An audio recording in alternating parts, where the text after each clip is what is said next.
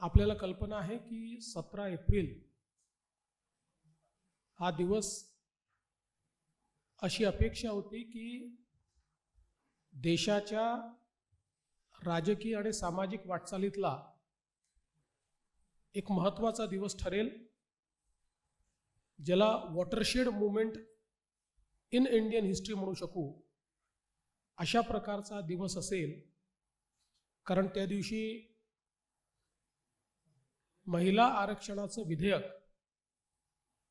हे मंजूर होणार होतं आणि सर्व लोक याला मदत करतील अशा प्रकारची अपेक्षा देखील होती। पण दुर्दैवाने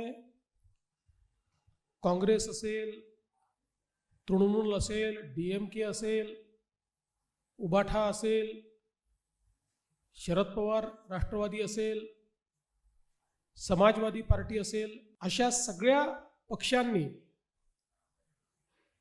आपल्या महिला विरोधी मानसिकतेचं प्रदर्शन करत या विधेयकाला आवश्यक ते 2/3 मतं मिळू दिले नाहीत।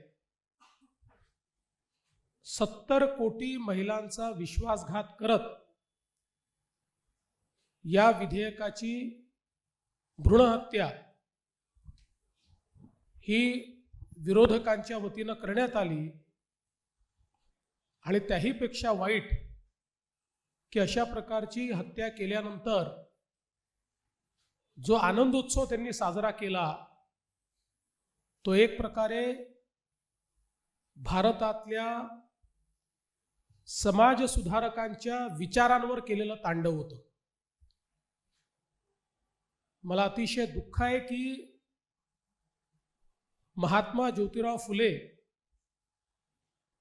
यांची 200वी जन्मशताब्दी ज्या वर्षी चाललेली आहे त्या वर्षी महात्मा ज्योतिराव फुलेंच्या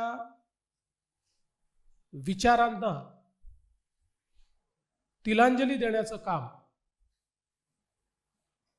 झालं आणि त्यामध्ये भाषणापुरतं महात्मा ज्योतिराव फुलेंची नावं घेणारी ही सर्व पक्ष पूर्णपणे एक्सपोज झालेली आहेत।